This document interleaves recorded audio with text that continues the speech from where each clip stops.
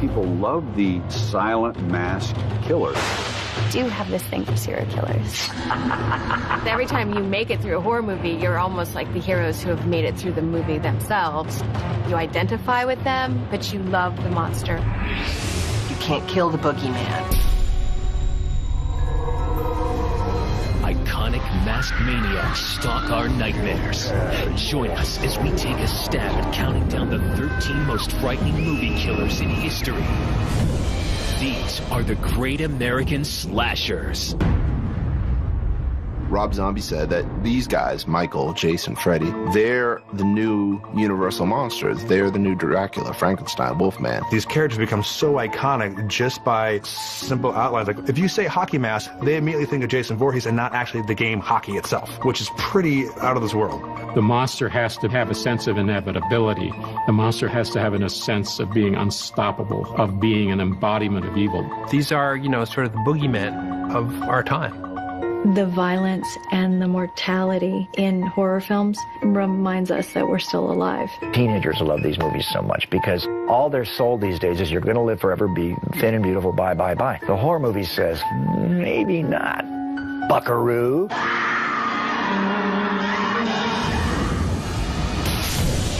had lots of toys, and I was convinced they were all going to be possessed and come after me. It was like Toy Story, but scary. It's a universal fear. We've all been kids and looked around our room and thought, oh my goodness, what happens if my playthings come alive? Children's imaginations are vivid and scary. And I can't tell you how many people I've talked to since we made the movie who said, oh my God, I had a doll that I was sure was alive at night. Nobody thought a killer doll movie. They thought I was nuts. I thought maybe you were pulling my chain. Number 13. The idea of a doll running down the hall at you with a knife, that's terrifying. Gets you in trouble every time. And I guess they're sort of cute, but they're also kind of frightening. Small can definitely be scary. Hi! I have a friend that's petrified of the Muppets. There was a killer named Charles Lee Ray, played by Brad Dourif, who is gunned down at a toy store, and as he's dying, uses his powers of voodoo to transfer himself into this innocuous-looking little doll that sits on the shelf in the toy store. He looks dreamily into the eyes of a doll. Starts with this voodoo incantation. Voodoo Dembella. Give me the power, I beg of you. And then the clouds go all dark, and there's lightning and thunder. And then he puts his soul into a doll. The obvious place to put your soul. And that's the beginning of all of our troubles. Hi, I'm Chucky, and I'm your friend to the end. Hi. And I love that the kid is so stoked in the beginning. He's just like, yeah, this is my best friend. Just little weird things start happening. That is scary to me. Like, my favorite part is when the babysitter's over there and she hears something and she's walking around and then Chucky pushes her out the window. And everyone thinks the kid is the evil one. Why would the doll do that? And then the boy says, because Chucky said Maggie was a bitch and got what she deserved. He goes from being this happy doll to being all like, yo, step out of the car, bitch. And I love that because they changed his little face too. He's all scruffy and he's nasty. And it is really, really twisted when it becomes evil. You have a date with death. That's the best horror, is when something unexpected happens with something that you wouldn't expect it from. And she's about ready to throw the box and the doll away, and the batteries fall out. And then she opens up the back of Chucky. And she realizes, oh my God, this doll is walking, talking, and looking at me, and it has no batteries in it. But that moment in the movie was kind of scary. That he's alive. You're like, oh. The doll's head does a 180. That little head turn that's just something like, ah. Looks up at her and says, hi, I'm Chucky, wanna play? She lights the fire and she says, talk, goddammit, or I'll throw you into the fire. And he starts screaming and yelling at the mother. You stupid bitch, you stupid bitch, you filthy slut! His face goes from to this. He bites her, and then they're fighting. It made me laugh, but also like scared at the same time. And Chucky's another one that just would not die. I did everything I could to kill that damn doll, so there'd be no sequel. That doll is destroyed. At the end of Child's Play, He's set on fire. I burned the damn thing. He's like in the fire and he's all... They dismember him. I rip the head off, rip the arm off, I shoot him through the heart. Everything you can to kill him and to say he's not coming back. And he always finds a way to come back. Chucky lives on and on and on.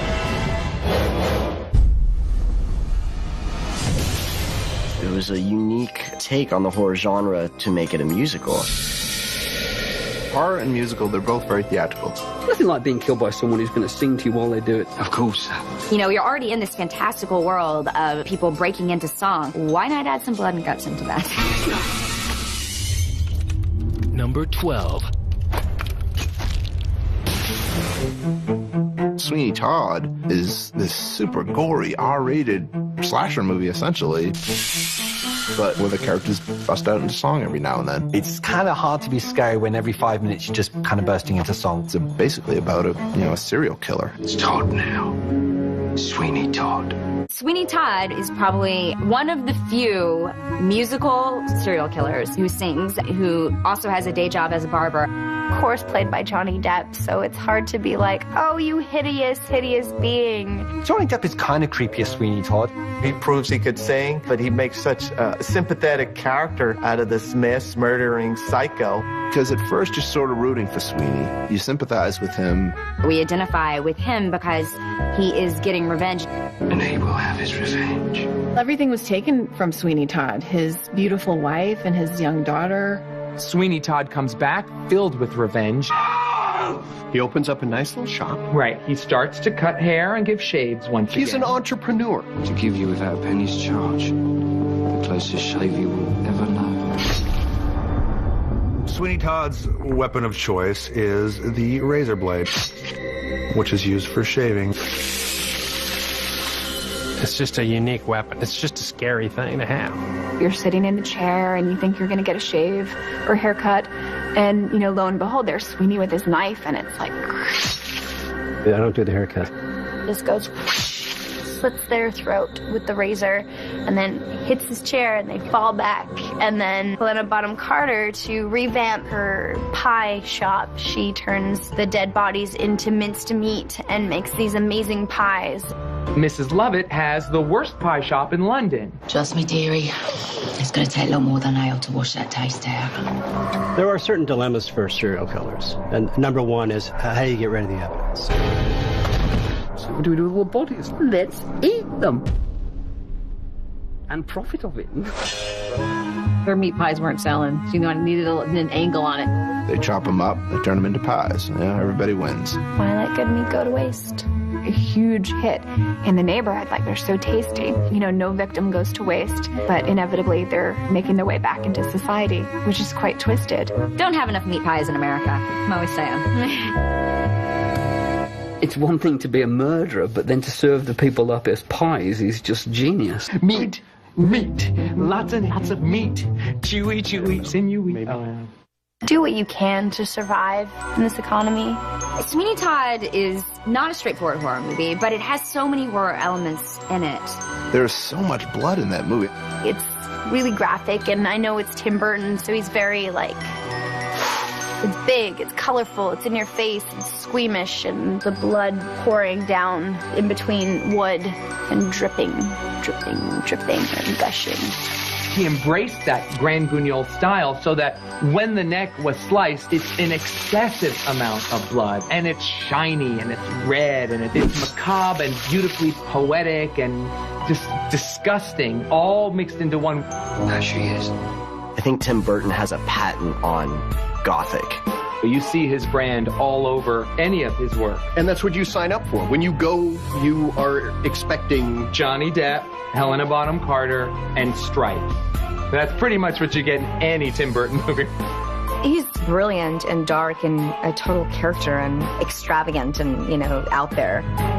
Send him up. Not a day goes by where 5, 10 people don't come up to me and approach me with that film. Be my victim. The materialism of the world is so overwhelming that the only meaningful act is to kill.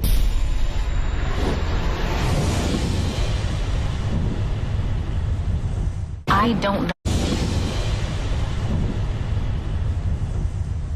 I just remember leaving the theater and being like, oh my God, that scared the out of me.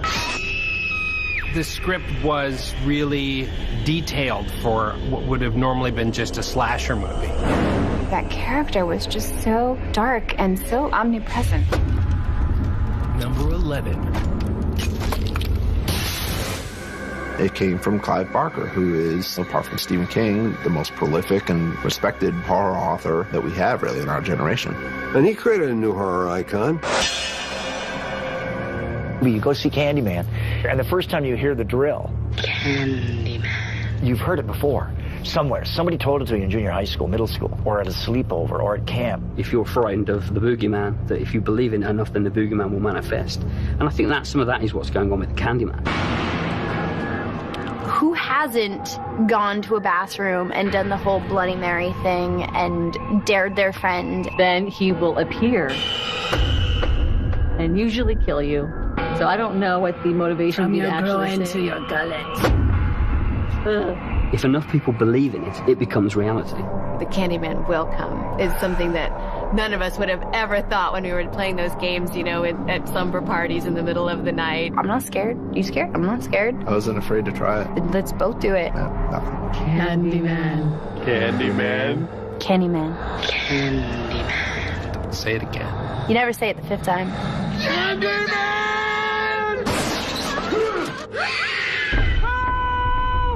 Hey, it's Tony Todd! Big fan! Big fan! Thanks for coming by. Tony Todd is awesome as Candyman. You are not content with the stories, so I was obliged to come. Candyman himself is a really disturbing character. He's imposing physically. He's got that hook. He's got that deep voice. He was a pretty scary dude. Be my victim. Tony really was a great villain. He's creepy and charming. The voice is just unbelievable. Hearing that, and just go, wow, where does that come from? Tony, you still give me nightmares. He's a fantastic actor, and just the intensity that he brought to the character, he made a iconic horror character. He created that character. Candyman is Tony Todd. Tony's a very smart, well-educated, cultured man. Not a day goes by where 5, 10 people don't come up to me and approach me with that film. He gets hired by his wealthy businessman to capture the virginal essence of his virginal daughter by painting her, and lo and behold, they fall in love, which is socially unacceptable. They drag him into a field, cut off his hand with a rusty saw, and then pour honey all over his body and get swarms of bees to sting him to death. So that'll do some damage to you, psychological damage. A lot of the imagery of him is he'll like open his mouth and like all these bees will come out. It's just really gruesome and terrifying. Virginia Madsen was what was interesting about that film to me, because she's conflicted. The other people within the movie think that she's the killer, and the audience know that it's the Candyman. Come with me and be immortal. Is the Candyman real, or is she just crazy? That's the scariest thing. It's all in your head, and people all think that they think you're crazy. And there's no way of proving it. He'll just supposedly swoop in, do the killing, but then he leaves her at the scene of the crime. She wakes up and she's like, oh my God, I didn't do it. It was him. I really enjoy those kind of movies where you're just not quite sure if she's crazy or if it's actually happening. Allow me at least to kiss. Once Candyman became such a popular socialist film, and people have like sent me copies of their dissertations that they've written on that character. Oh, wow, you really? Love horror films that has that sense of doubt. That is a character losing their mind, or is something supernatural really going on? I don't view it that way. I view it as, yeah, this dude's real. Perhaps her manifesting it in her mind made it real. I think if you're home alone and you're thinking about summoning him, maybe you'll think twice after you see that movie. You're mine now. This is a really disturbing movie. It's based on a literary novel. A Catcher in the Rye for the yuppie generation. But it's a horror movie. Have to kill a lot of people! Number 10. That story is American Psycho because it's American consumerism. Now that's a great modern monster. What if we took Wall Street, right? But he kills everybody? The book and movie are darkly funny, very, very darkly funny. American Psycho is more of a satire of the New York 1980s scene. So it just like embodies all of what was wrong with the 80s, the greed, the superficiality, and everything. The cocaine. These people are so empty, they're so soulless that why can't they be killers? Everything was so decadent and so gross and disgusting and gluttonous. It's a commentary on how vapid and terrible it all is. We have to promote general social concern, and less materialism. Horror does make a great vehicle for social commentary. There's no redeeming qualities to him at all. He has no morality. He has nothing to root him. Patrick Bateman's just a jerk. Self-obsessed asshole. I guess I'm a pretty sick guy. He's having sex in the bed, and he's admiring himself. It's about how good do I look having sex with whoever. Right. Can you believe I'm me right now? I cannot believe I am me. Look how awesome I am. I wish I was that guy. Wait a minute, I am that guy. The only excitement he gets is obsessing about trivial materialism, and he doesn't feel anything for anything else. He wants to have the best. When he kills that guy and then sees his apartment, and he's enraged that the guy had a better apartment. The killing is sort of like the only thing he does that gives him a personality, really, that separates him from many of the other guys. I'm in touch with humanity. Murdering people is just kind of a thing that fills the void. When you see him do the killing, you see like how rewarding it is for him. It's a better than sex experience for him. You'll love it. What's funny about his character is that he has no imagination. He likes Phil Collins, he likes Huey Lewis in the News. He puts Huey Lewis on. Huey released this. It's hip to be square. Yeah. The whole album has a clear, crisp sound and a new sheen of consummate professionalism that really gives the songs a big boost. He's like dancing, just all happy with the axe and the raincoat. It's also a personal statement about the band itself.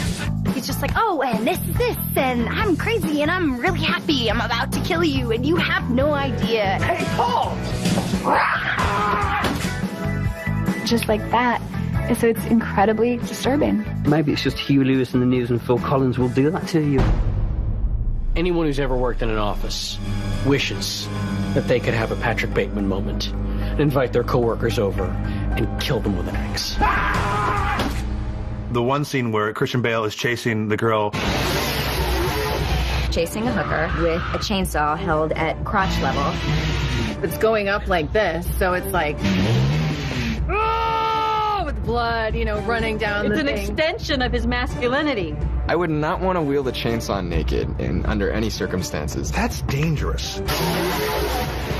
She's running down the staircase that looks like the Escher painting.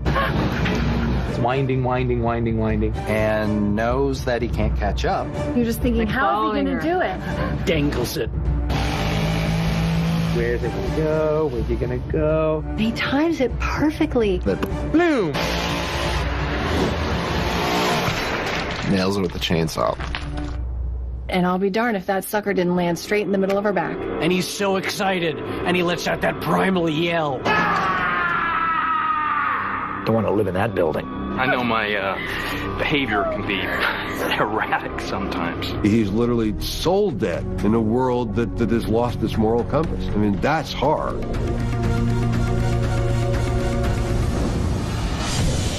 He only kills people who deserve it, which is a very gray area for morality, right? It's not like other horror films where they're chasing you around and they want to kill you. He's going after your soul. We'll tear your soul apart. What do you...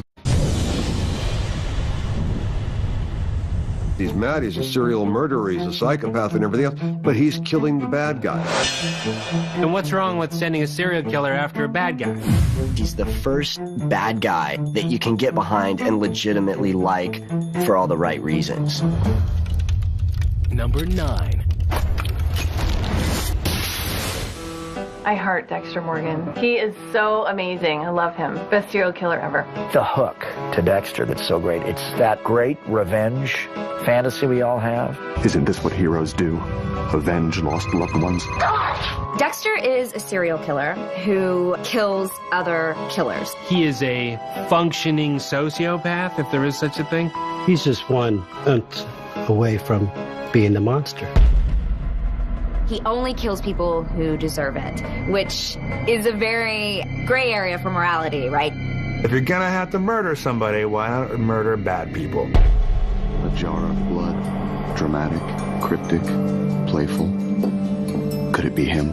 Dexter's code is ingrained in him by his adoptive father, who's a policeman, who taught him how to channel his negative energies and sort of do some good by doing bad. His mother was killed, and he was found as a baby in like this pool of blood.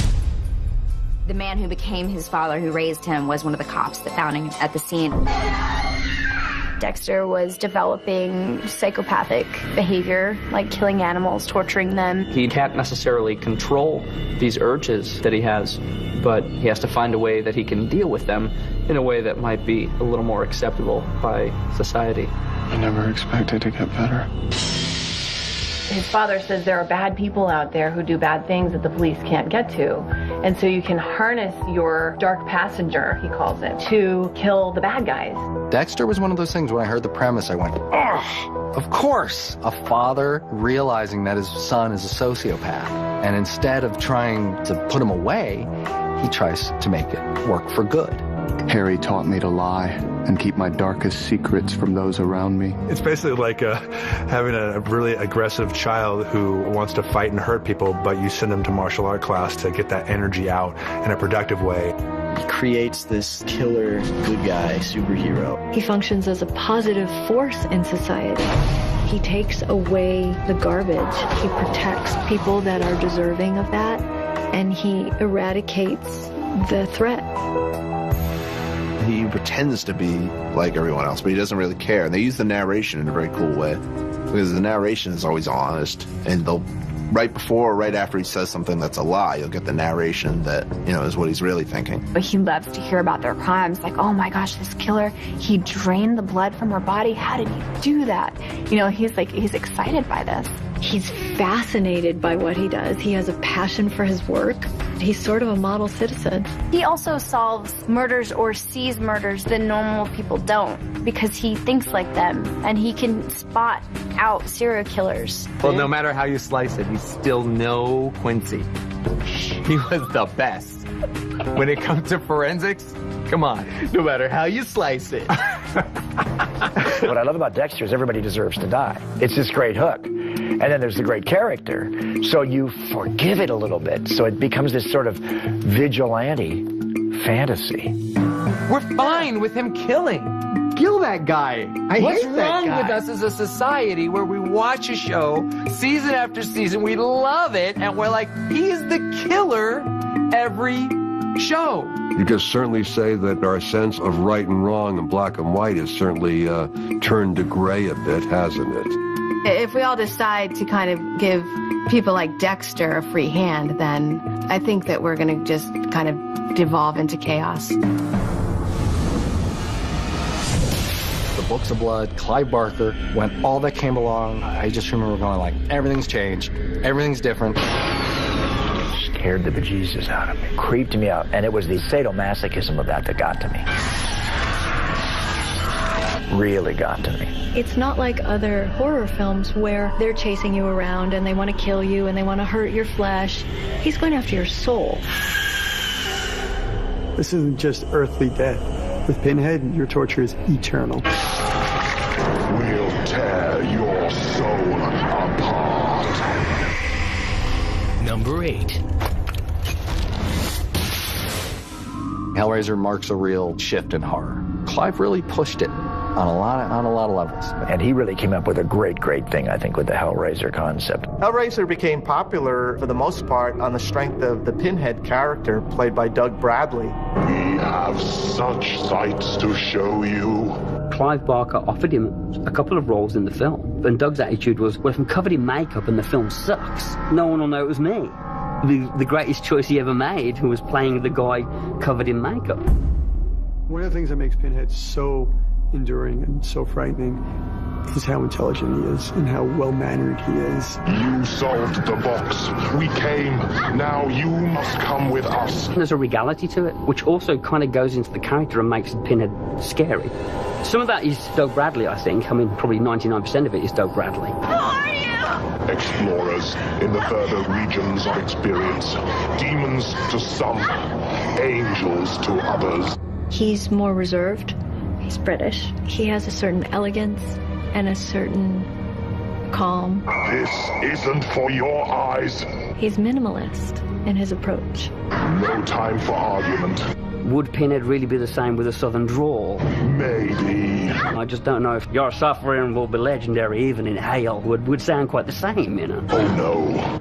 Pinhead's kind of like a hero in a way, because a lot of the people he's dealing with are kind of scumbags. What has that to do with you? I ended up cold reading for Clive. He handed me the sides and he said, your uncle's in your father's skin and he wants to kill you and have sex with you, probably in that order. Go. In Hellraiser, that's her role, is to kind of push that innocence and use her innocence to protect herself from the horrible entities that she unleashes. She becomes the one who outsmarts the Cenobites. I think Pinhead sort of has a thing for Kirsty. Just a little. Because Kirsty keeps screwing up. She keeps like opening things and then it's like, no, wait, this time I didn't mean it and next time I'll do it. And he's like, you know, all right, this time we'll let you off the hook. Pinhead gives Kirsty a pass so she can live and fight another day. Nobody escapes us. Just the fact that Pinhead and the Cenobites have become icons says more than anything, because they're disgusting, sliced up S&M characters. And here's my action figure. He has these spikes coming out of his face. He's all in white. He has like these segmented sections and he's just really intense. That look is iconic beyond Pinhead. So he has this kind of monstrous look, but it's also kind of fascinating and slightly beautiful. In terms of the makeup design, it was an immediate, instant classic. Whenever we design them over the years, there's always this order you try and do, but what I call kind of beautiful, ghastly. You want them to be ugly, but also kind of fascinating. It's all about the pins. It's upsetting. Well, it looks like something he's suffering for. He represents the eternal pain you're going to suffer at his hands. Oh, no tears, please. It's a waste of good suffering. I think he's a terrifically horrific character. A lot of the other monsters are fully grounded on planet Earth. He occupied a different sphere. What makes it work is the motivations of the 7 deadly sins. Horror does that. It should be a level of gratuitous jumps and scares, and then there should be stuff that kind of eats at the back of your mind. That's what the horror film's all about. You say, oh my God, don't show me that, but keep going. I don't want to see it, but I do want to see it. And Hellraiser takes that to the real bodily, disgusting, kind of grotesque, corporal level in ways that most other films aren't brave enough to do. Now you must come with us. Kevin Williamson and Wes were making fun of the rules. If you were a doper, dead. If you were a slut, dead.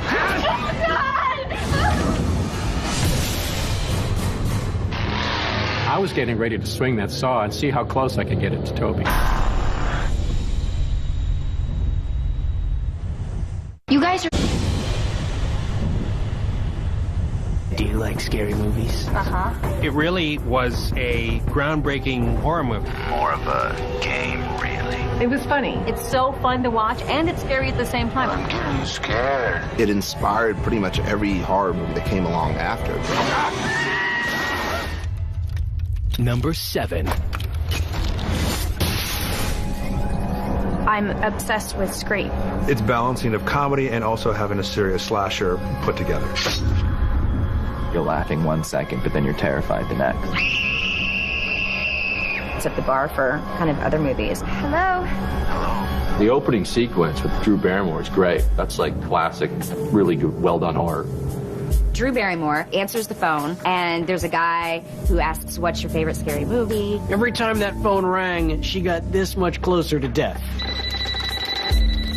Hey, Cindy, do you like scary movies? Yeah, almost like it's a radio contest. What's your favorite scary movie? What do I gotta win? A trip to Puerto Vallarta. Nah, I don't think so. Answer this question right. Am I gonna kill you with your neck? Or am I gonna stab you in your eye? Comes in and he kills her boyfriend and kills her, and in this really horrendous way. Ghostface liked to play with his victims. Like, we're gonna have a game. I wanna play a game. Ghostface would be a great game show host. I wasn't like a monster either. It was just like a guy in a costume.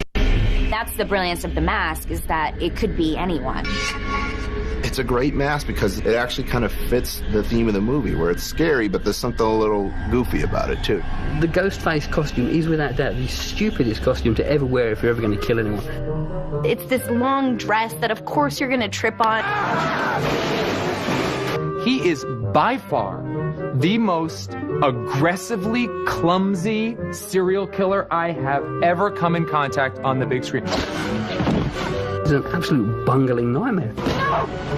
He's almost like Mr. Magoo in a Halloween costume. He is brilliant at approaching the victim. And when it comes to tussling with them, no center of gravity. No. You know, it's like a magnet for chairs, you know, and falling over things. Constantly like running, knocking down, and falling down, like flailing all over the place. Which is odd considering that he's a multitude of people. You would think that they would switch the outfit, but they probably felt committed. After the first murder, they're like, well, we wore this outfit. We should probably do it again. This is going to be our look. Scream was a fresh take on the classic teens getting stabbed. It was the first movie to talk about a horror movie inside of the movie. Halloween. You know, the one with the guy in the white mask who walks around and stalks babysitters. Scream basically deconstructed horror movies in the sense that it made fun of itself. Yeah, Freddy Krueger. Freddy, that's right. I like that movie. It was scary. Wow, well, the first one was, but the rest sucked. We all know the rules of the horror movies. We all know this world. Those ideas that we just kind of knew in the back of our head, you know, but we never really, they don't really spoken really in a movie before. The virgin lives to the end. You should never go anywhere alone. You can't smoke. You can't have sex. Don't go out there to examine that noise. Why are you doing that? Wow, they're saying things in the movie that everyone is thinking. Don't say I'll be right back. And I'm usually the actress doing these movies like, oh great, I just said I'll be right back, and I know I'm gonna be the first one to die. Wes Craven was saying, look, They know all the tropes, so I'm gonna lull you into thinking you've seen it 1,000 times. but we can still get to you. But with Scream, art was imitating life and imitating art. They're self-aware, but they need to be aware again, and they're not. Pretending to make fun of art that we were living. It's like triple layer. Do you know what I mean? What's the question? It's a great example of Wes Craven taking a formula and re-energizing it by really making the postmodern slasher film. Scream simultaneously reinvented the horror genre. Wes has completely changed horror twice. He changed it in the 80s, and then he changed it again in the 90s.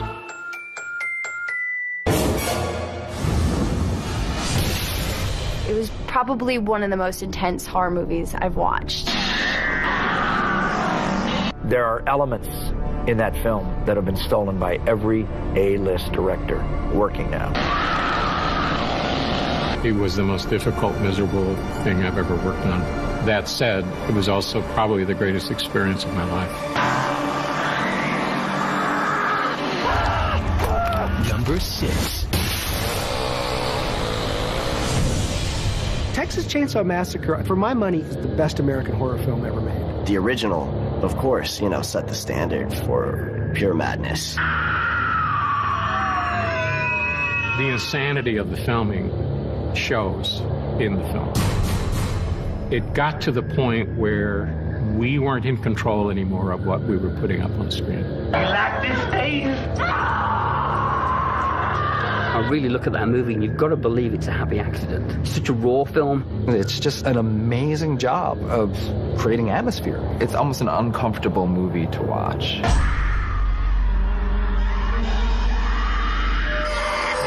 first time we see Leatherface, the door opens, just whack! Body's twitching, and Leatherface is squealing like a pig, and then Leatherface just grabs the metal door and slams it shut. We just opened the wrong door. Poor guy. I've opened the wrong door. Who hasn't? I feel bad for Leatherface. He doesn't really know what's going on. He's not all there, and his family is really crazy and very sort of gross and incestual, and he's like the product of that. He doesn't know what he's doing is evil. You're wearing someone else's face on your face. Something's not right with that guy. It's very disturbing to think that this enormous hulking killer is choosing his identity based on what human flesh he puts over his face. Leatherface wears 3 different masks. He wears what we just on set called the killing mask most of the movie. That face was the executive producer's face. That was Jay Parsley, the executive producer. And the old lady mask is torn, and the mask has got long gray hair up in a bun. And Leatherface is entirely different. He moves differently. He's wearing a big apron and big and crazy and scary as he is, he was going for something kind of feminine. He dresses up as the pretty woman because they have a guest for dinner. He wants to look nice for dinner. Hey, which one out for dinner tonight? I'm going to be the lady. Yeah. Everybody deserves to look pretty, even Leatherface. You got to give Leatherface a lot of credit just for his athletic skills. For being able to wear the mask, carry the chainsaw, and still chase and kill naked people. That's not easy. Right before the credits, as the truck pulls away, he's like, yeah! The sun's coming up, it's beautiful. It's, in a way, the single most memorable scene in the movie for most fans. When he does that little dance in the road, it's just such a great thing. Gunner's so on it there, you know, it was just brilliant.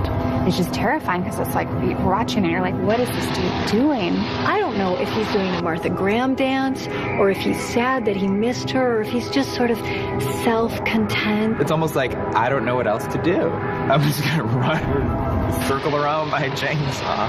I was moving around and I turned really quickly at one point and I saw Toby duck. I thought, oh, wait a minute, Toby's afraid of me. Toby knew I couldn't see him. I could barely see out of the mask. It was his job to stay out of my way. I knew that this was my one chance to really scare the bejesus out of Toby. So that's how the dance happened.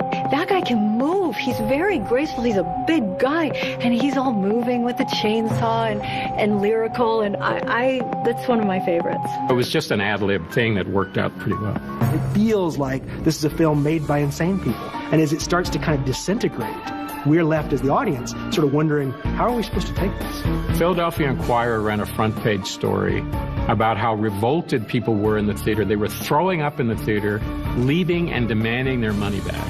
I mean, it was banned by everybody. Nobody wants to, you know, the worst, most terrible movie ever made. And then Rex Reed reviewed it here in New York and said, it's the scariest movie you'll ever see. I don't think any of us expected it to, 40 years later, to people be even talking about it or remember what the movie was, That still astounds me. What's scary about that movie is that the therapist is crazier than any of the patients. He doesn't wear masks. He lures you into his home and slaughters you.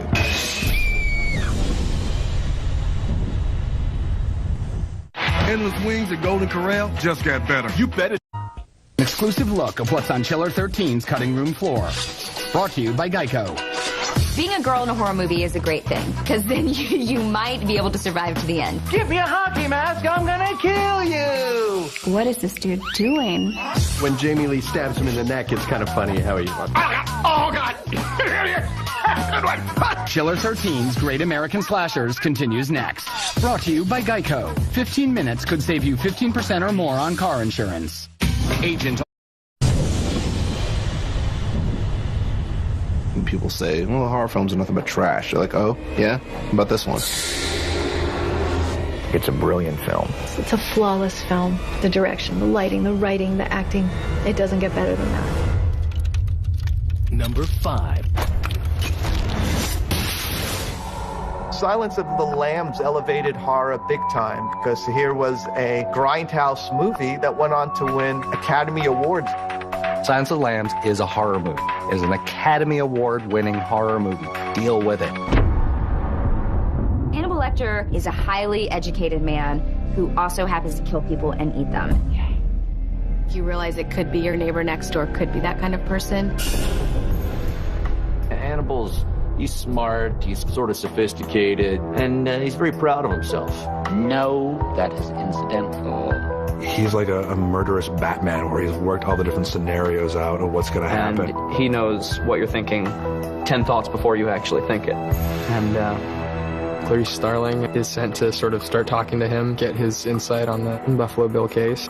Hannibal Lecter's relationship with Clarice was really interesting and almost had some type of romantic or even sexual undertones to it. People will say we're in love. He was definitely in Clarice's head. He had her second-guessing himself left and right, but he was also helping her because he liked her. He gives her all the tools she needs, all the clues. She admires his intelligence, and he's very forthcoming, and he shares details with her. Wake up in the dark and hear the screaming of the lamb. He can get into your head, and he really can twist your brain and kind of really torment you. And how did it make you feel, Clarice, the screaming of the lambs? That's so terrifying. Not when I say it, but when Anthony Hopkins says it, wow. He's like, I am what I am. I'm smarter than all of you, and I'll kill you and eat you if you mess with me. So he seems civilized, but is doing the most uncivil things you can do to somebody. He's very classy about it. He's like a gourmet taste. He likes little Chianti and fava beans. That's right. A census taker once tried to test me. And cue everyone's impression of doing fava beans and nice Chianti and making a silly noise. I ate his liver with some fava beans and a nice Chianti. Some people like foie gras.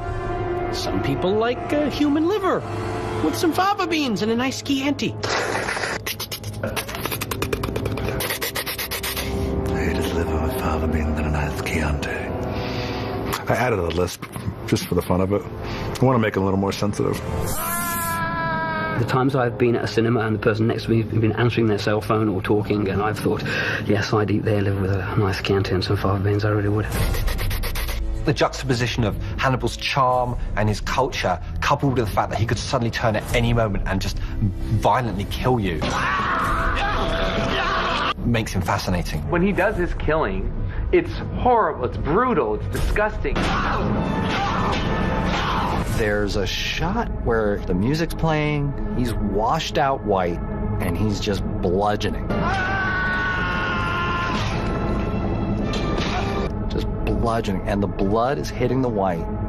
And you can see him almost like sort of having like an orgasm or something when he's like beating the hell out of that one cop. It's a poetic murder scene. And then, not content to just leave it with that, he actually then uses the bodies to create art.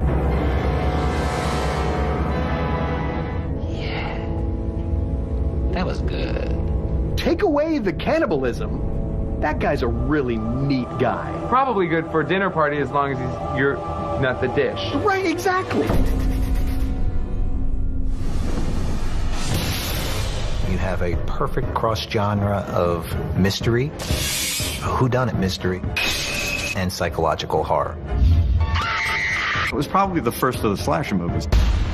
Set the tone for all slashers that came after it. Number 4. Psycho brought horror to suburbia, to everyday life. Hitchcock, what a mad genius to be able to do what he did. It's certainly redefined the horror genre. We're still echoing out today. You don't see torture porn without Psycho. One of the things that Psycho was so great with was that it changed the rules. Psycho is somehow accepted as like not a straight up horror movie and more of a classic. You would have no Freddy, no Jason, no Michael Myers. Norman Bates was the first of his kind, and he really laid the groundwork for everything that came after. He doesn't wear masks. He doesn't carry around a hatchet. And what he does is he lures you into his home and slaughters you. I don't set a fancy table, but the kitchen's awful homey. What Anthony Perkins did is he made normal scary. He was the serial killer you love to love. He's got that childlike, quirky smile that happens. He has a face that people trust, and he's sort of gawky and rumpled. And then it turns out that he has his dead mother in his attic. Thanks a lot, Hitchcock. Thanks a lot for making all single guys look like creeps. My mother told me a story when she was a young woman when this movie came out. She said people were screaming and fainting. It was so powerful. Wow. And she never took a shower again the rest of her life after seeing that movie. It's upsetting because it's the place where we're most vulnerable, in the shower. Oh, just the like that sound of the violins. Everybody sees something different. He's doing this very clever, and cuts and fast cuts and her reacting. I'm sure had you asked the audience exiting the cinema, they would have told you, oh, we saw a knife plunging into skin and blood coming out of somebody. You never see the knife go into flesh, as you do in modern slasher movies. It's just one of the greatest scenes in motion picture history. Oh my God, that scared the crap out of me. Psycho changed America's bathing habits for years to come. Spoiler alert that Norman Bates' mother was dead and he was mother. Norman Bates likes to dress up as his mother and then kill residents of the motel that he operates. They have a very, very low rating on Yelp. We find out he's abnorman. Yeah, he's completely abnorman. Norman Bates. You begin to think he's trying to control this malevolent figure, his mother, and you actually hear them have conversations. Mother, she's just a stranger. She's hungry and it's raining out. Mother, she's just a stranger. As if men don't desire strangers. You really believe that he is an innocent bystander. You get Norman talking to his mother, and at the end you find out he was talking to himself. Twisted. Yeah, that's psycho. He's pretty certifiable.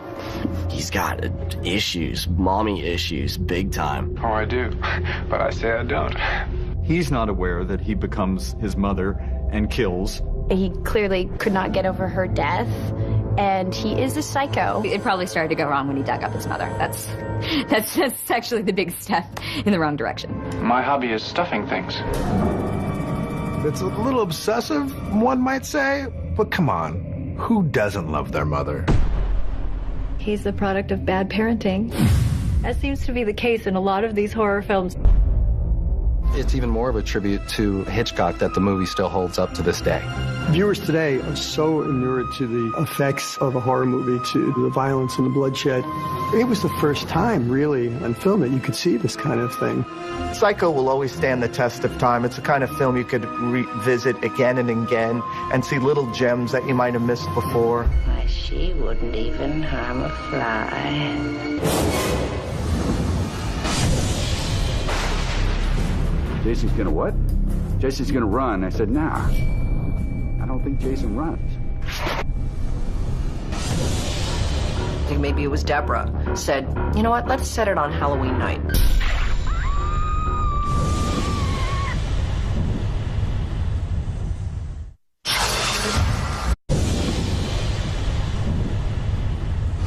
Wasn't the first Kids at Camp getting cut up movie, but it was really one of the best ones. Paramount was consistently ashamed of it.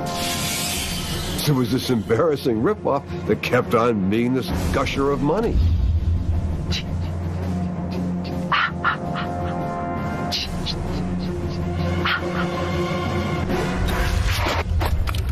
Number 3.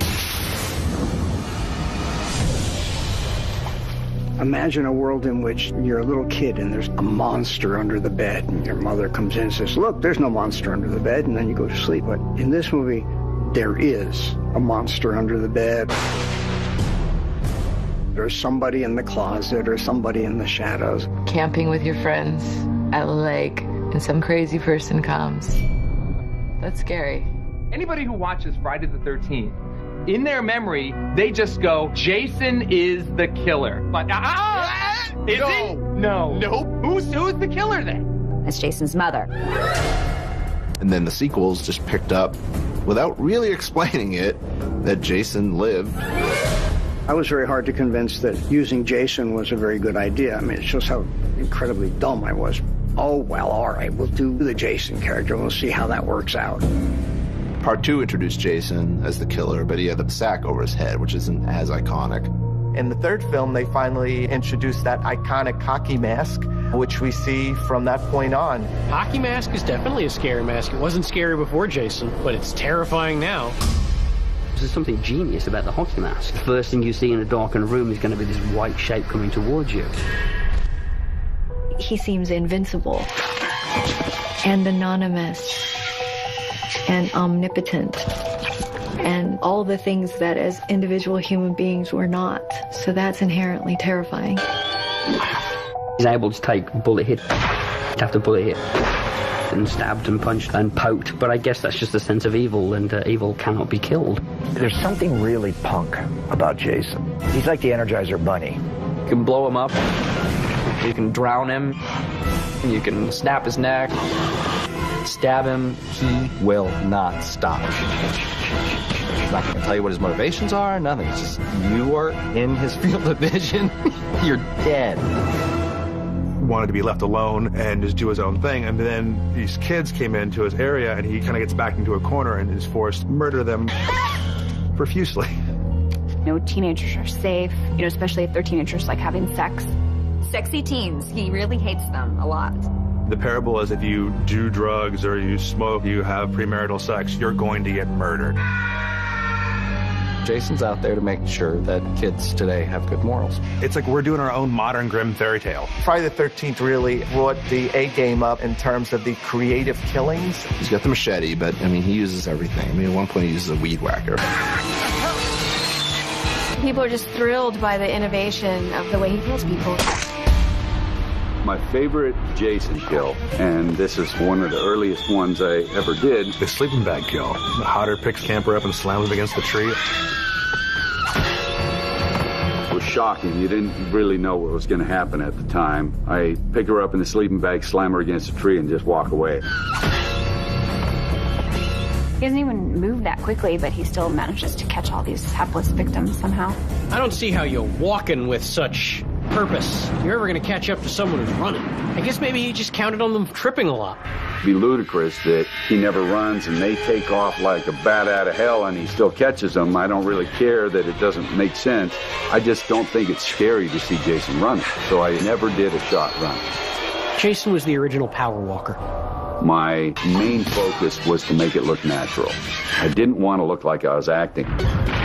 Language is only 10% of communication. You can still be in the moment and commit to whatever's happening in the scene, and that energy will transfer through the mask and be caught on camera.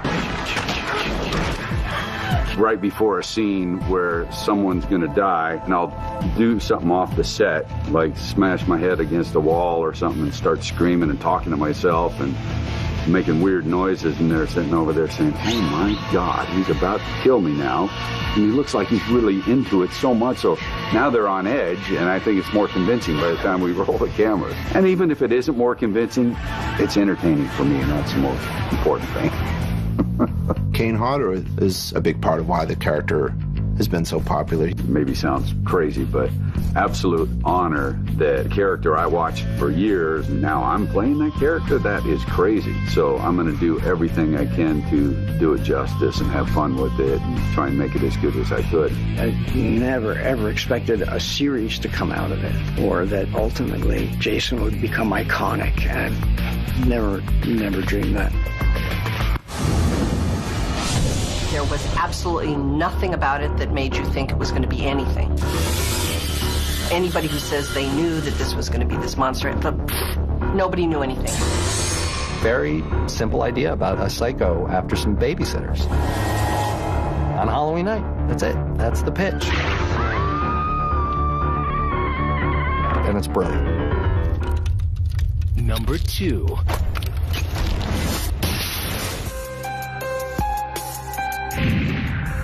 Halloween really established the slasher genre, and one of the reasons was it really set the template for future films. Where Psycho was like the grandfather of it, Halloween is the daddy. Halloween was made for $300,000 in 21 days on the streets of Hollywood with a crew of about 20. You're doing a movie basically out of college, and it was kind of like that, a bunch of college kids having some fun. Halloween's one of those movies that the final product is even better than the sum of its parts. John seemed to do was give the genre creatively an injection. Halloween is the perfect mixture for a horror movie. You have the perfect suburban neighborhood, everything's fine, everything's normal, but there's something dark and creepy and scary lurking underneath. It's kind of a world where the kids are left to their own, to smoke pot, to drink beer, to have sex, to stay out late. Jamie Lee Curtis, she's that awkward teen that we can all relate to. John Carpenter had talked about wanting very much for Laurie Strode to be vulnerable enough that people watching it would really care about her. We really could not have picked a better leading character precisely because we actually sympathize with her. She was so vulnerable that when the bad things started happening, that you as an audience member would want to take care of her. The way that Michael Myers was just gunning for her, there was no escape. He's just programmed that way. That's all he cares about. Some people like collecting stamps. Some people like stabbing people. You don't know why he's doing these things. There's no explanation. He just is. You don't really need to know why he's doing it, but John Carpenter just built so much great tension in that picture that it doesn't really matter. The motivation changes in the sequels to Halloween. It's just supposed to be this sort of unkillable creature.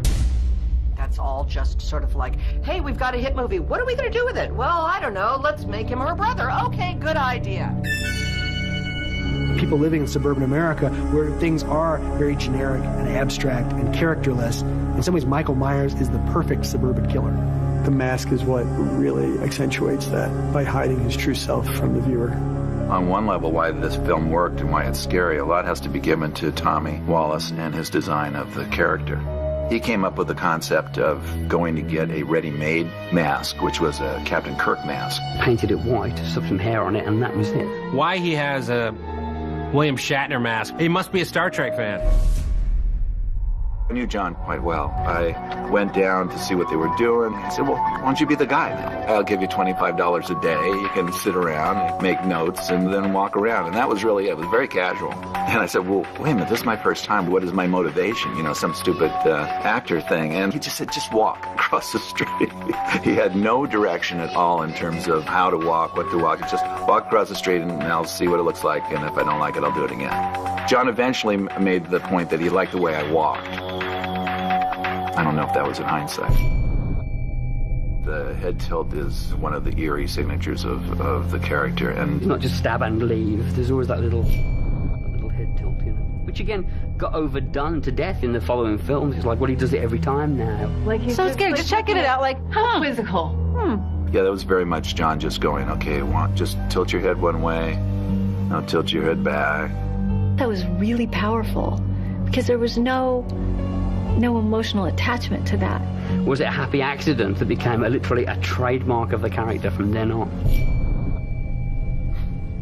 Pretty simple, but it worked real well.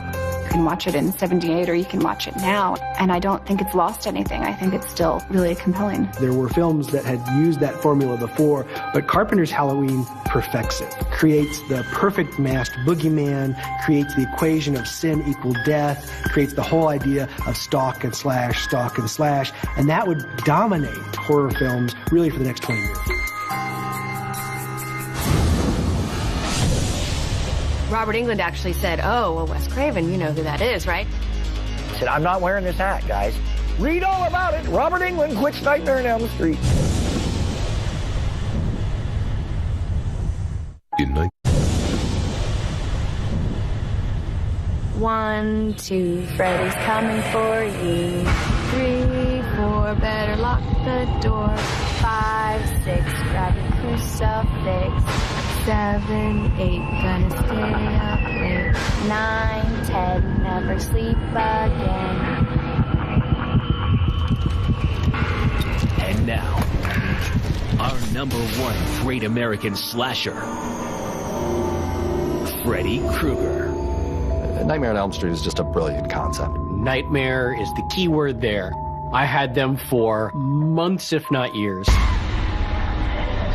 my parents were so angry at the babysitter who let me watch that movie. That script really was phenomenal and a game changer. Freddy Krueger's a child molester. The parents take him and they burn him. And now he haunts us in our dreams. For revenge, for the bad doings. By taking the law into their own hands, they create this new mythic figure of pure evil. The fire only empowered him more in his death, and for whatever reason, his spirit lived on to do more damage in death than in life. I've never kind of gone all the way to hell. I'm lingering in this sort of purgatory because I was burned alive by the villagers. The suburban alcoholic PTA parents of a failing America. Freddy Krueger was one of the scariest monsters in person as well as on screen. His persona and his makeup were really frightening. It was very itchy and very uncomfortable. And I played a lot. I had to do this a lot just to scratch myself underneath the makeup until it dried. And then it wasn't bad. But in those hours of discontent, I found a little bit of Freddy. And I learned how to animate that makeup. Robert always was walking around in character. Not that he was grabbing people and trying to murder them, but he was always kind of moody and quiet. So it was kind of scary at times with the glove. The glove, which is an extension of your evil, of your physicality, of your humanness. This is God. A garden glove with fish knives. Something that simple. He's got the best outfit. He's got the best look. As a horror villain, he's got the best. I'm obviously in love with him. He's covered in burns, but he just owns it. He goes, this is who I am, accept me or don't. But whether or not you accept me, I will kill you in your sleep. He has a sweater in Christmas colors and a snappy fedora that somehow through all of the burnings, he kept this hat. And that sense of narcissism and vanity that Freddy has. He wears the hat to cover his baldness and his deformity, but he's still kind of jaunty and cool and in your face. He was confident. He had swagger. They were trying to change the hat on me, and I was showing them how great the fedora is. They've kind of lost faith in the hat because they think it looks like Harrison Ford, Raiders of the Lost Ark. So they start putting these different hats on me, and the one they keep gravitating toward is this paperboy cap from the 1930s kind of thing. So I fight, and I said, I'm not wearing this hat, guys. Read all about it. Robert Englund quits Nightmare on Elm Street. I love the character of Nancy. I think Heather Langenkamp kicks ass. Come on, Freddy.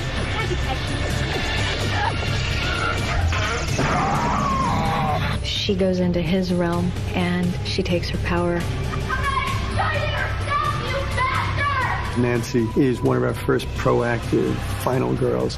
She doesn't just escape, she goes after Freddy. I think Wes wanted to say that unless you proactively step forward and face that fear and attack it, you're never really going to get very far. You're never going to survive. Freddy lives in an imagination, therefore, by definition, imagination, he should be kicked up a little bit. He's slightly stylized only because that's where he dwells. He dwells in a stylized realm. What's universal about Nightmare on Elm Street, we all sleep. We all can relate to that. And so we've all had nightmares. He can do the nightmare stuff, which is super scary. We can avoid, say, going to a summer camp. We can avoid going into a haunted house that a serial killer used to live in and killed his whole family in, but we can't avoid going to sleep. It's one thing to kill someone, but to kill their dreams at the same time, that's pretty bad. So he'd kill him psychologically and physically. He is frightening because he really is supernatural. He really is unstoppable. Freddy really re-sparked the whole idea of the slasher film. Freddy transcends. He was the first one to really be a pop culture icon. Wes used to call Freddy the bastard stepfather of us all. He is part of us now. He's part of this culture in America.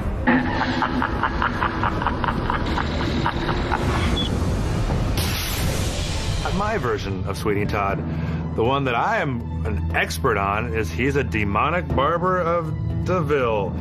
And I'm bigger than you, and I can break your expensive cameras if you tell me I'm wrong. One more time. Countdown of horror's most outrageous moments. Moments? What? You idiot.